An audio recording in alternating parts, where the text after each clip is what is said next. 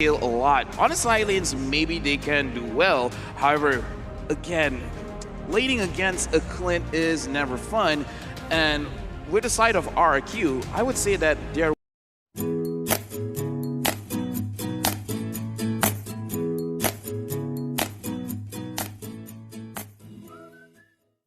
that in this second game that we have, maybe Yato will show us something else. In fact, he goes for the flame shot. What this gives, actually, double flame shot on the side of GX just means that you have more ways for your Phobius to land the ultimate. Because again, that procs the ultimate. Enablers, that's the name of the game for GX Squad. Let's not judge them based on their jitters in game one. Let's see whether it's going to be facts. A lot of expectations on either side, but it's RRQ versus the GX Squad as they continue to battle it out here at the Litho Wanderer side. RRQ giving it up, as we know so far. We know for a fact that Amon isn't exactly the fastest in its early levels when clearing the jungle. Yeah, that's right. Oh, almost a steal there coming off the flame shot, but yeah.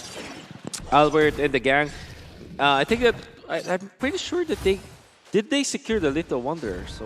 Well, they did, especially for the GX Squad, yeah. And I like the idea here where they're trying to like, let's try to steal whatever we can. But so far, RRQ just taking it very slow. And more importantly, R7 getting that pressure on that top side to push down to make sure that Dante doesn't get out of control.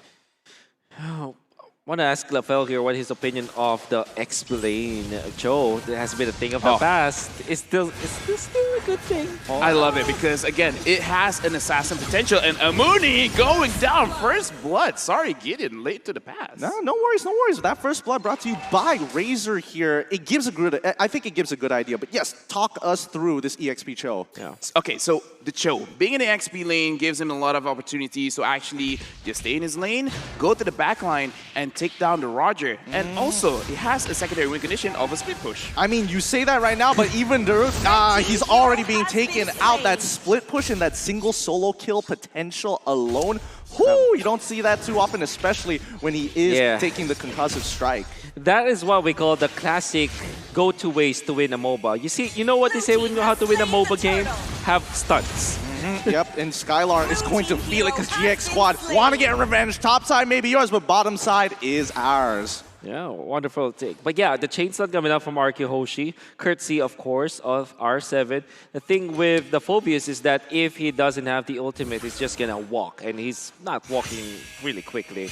And with R7 just chain stunning him up, especially with the Way of the Dragon, eventually gets the stun from Hylos, and then the Farsa, you know that even the tankiest of tanks will melt with 8 second stun, for example. I mean, if you chain it well together, it goes really, really nicely. We're pulling up the items as GX Squad wants to make the rotation here, but hold on. R7 as well as play, making sure they can open this up a little more. Yeah, right now looking at the items, this Cho is really looking like he is favoring the tanky build, tanky position, and his is getting targeted. Yep. See again.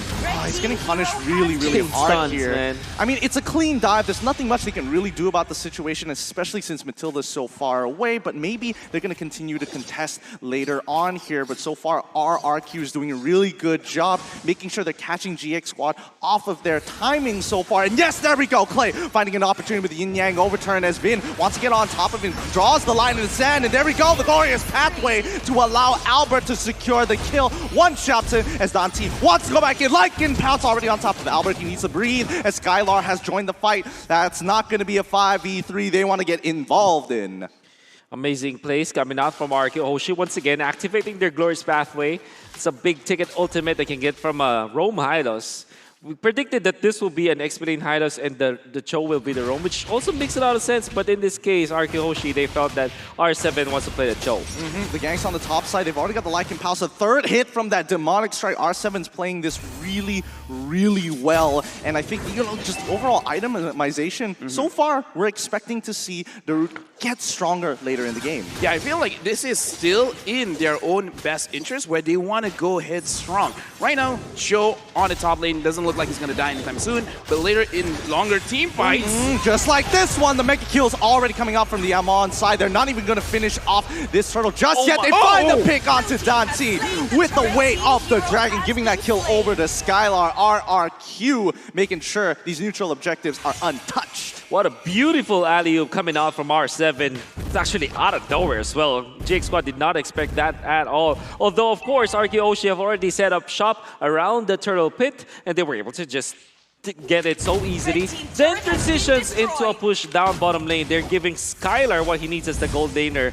For sure. Oh! The snipe! They trade 1 for 1, but now Umani. Oh no, he's trying to get out.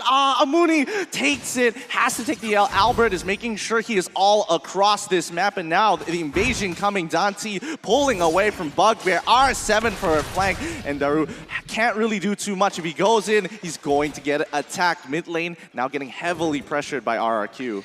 Oh, what a great snipe in there coming out from Yato. He's not as comfortable before, but with this replay, maybe we can see it, Lafel.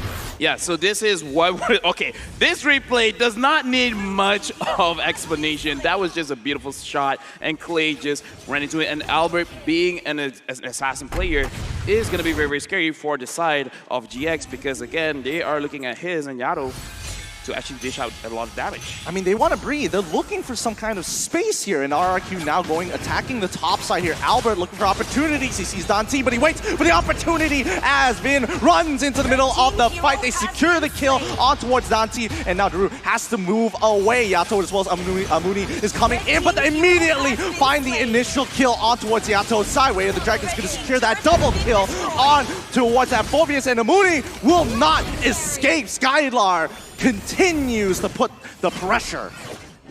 My God, Albert quietly there. It's already at 8-0 and 3. We have now been talking so much about him because we're really focused on the R7's initiations, Vin's initiations, but 8-0-3 on this Amon. Oh my goodness, he's tearing apart GX Squad right now. And with a push up top lane, they also get so much control of the map. In fact, they will be transitioning into a purple buff invade, and maybe even more, as Albert doesn't want to give anything from Dante. Actually, that forces the retribution even further, increasing their chances of securing this turtle. It's these micro positionings, these micro plays coming out of RRQ that's really setting them apart right now. And GX Squad just slowly moving down. Dante gets kicked on backwards straight away by R7 after getting caught by Vin. So far, RRQ continue to choke out the jungle. Are they going to go for this dive onto Amuni here? Don't know just yet, but Yato only taking 50% of his HP. That's very close to getting one shot.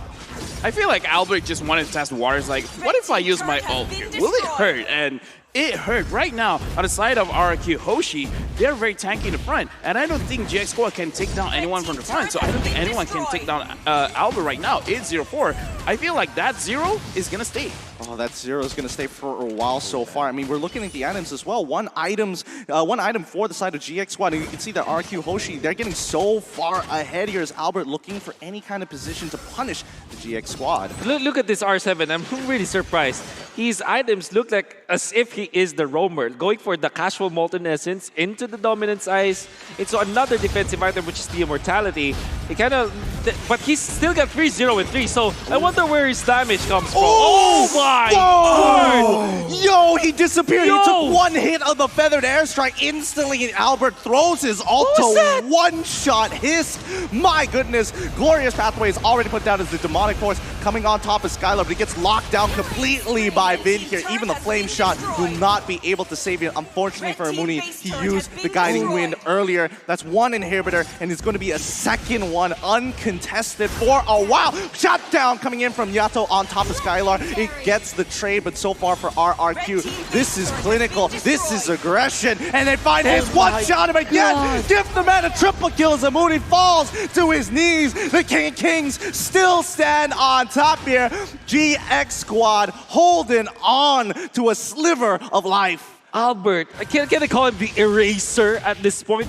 He erased the members of GX Squad just so quickly, and that's the idea for the Amon. One underrated fact about the Amon is that if there's a small AoE, for example, when two enemies are literally on top of each other, the damage output from the ultimate actually transfers as well. It's like the AoE of the Selena trap, right?